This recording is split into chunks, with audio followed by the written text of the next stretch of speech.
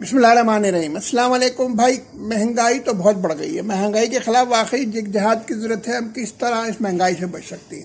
مہنگائی ہوئی کیوں بھائی؟ دیکھیں، 3 وجوہات ہیں۔ ایک تو عالمی وجہ ہے، کووڈ آیا جس کی وجہ سے پوری دنیا کے سسٹم ڈسٹرب ہوئے، پوری سپلائی چین ڈسٹرب ہوئی۔ جس کنٹینر کا کرایہ $4,000 ہوتا تھا وہ $12,000 لینے لگا، تو چیزوں کے دام تو بڑھیں گے۔ پھر اس کے بعد یوکرین میں لڑائی ہو گئی، آئل میں کی سپلائی ڈسٹرب ہوئی تو آئل کی پرائسز بڑھیں، تو مہنگائی بڑھی۔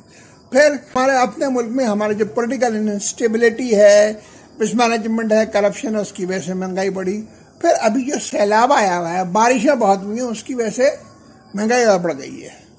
تو ان تینوں کریں کیا؟ اچھا دیکھیں، میں سیلاب کی وجہ سے مسئلہ کیا ہوا؟ 3 چیزیں ہوئی۔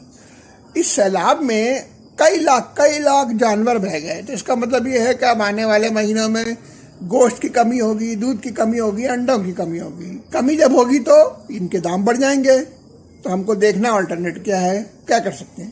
دوسری چیز کیا ہوئی کہ کھڑی فصلیں تباہ ہو گئی۔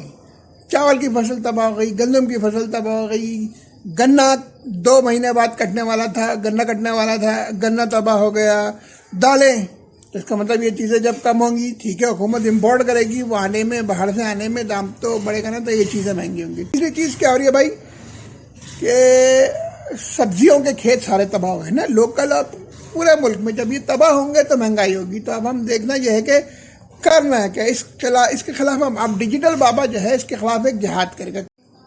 دیکھیں، یہ جو سیریز ہے اس میں 3 چیزوں میں ہم بات کریں گے، تو 3 طریقوں سے ہم کریں گے۔ دیکھو، پہلا اصول یاد رکھ لیں، خطرے سے دریا بنتا ہے، یعنی تھوڑی سی بچت کریں گے تو بہت زیادہ چیزیں ہو جائیں گی۔ پھر روٹین سے ہٹ کے سوچیں، آؤٹ آف باکس سوچیں، کوئی اور نئے سولوشن دیکھیں۔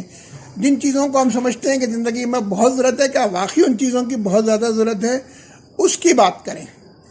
تو ان چیزوں کو جب ہم تبدیل کریں گے، آلٹرنیٹ نکالیں گے، ضرورت نہیں ہے ان سب چیزوں کی ہم بات کریں گے نا، تو بہتر ہو سکتا ہے۔ دیکھیں، اصل میں ہے کیا کہ یہ جو حالات خراب ہے نا، اب اس میں عمومی طور پہ لوگ کہتے ہیں جو بیوہ کی زندگی ہوتی ہے نا، اس کے پاس کوئی آپشن نہیں ہے، شوہر تو مر گیا، تو سیلاب تو آ گیا، تباہی تو ہو گئی۔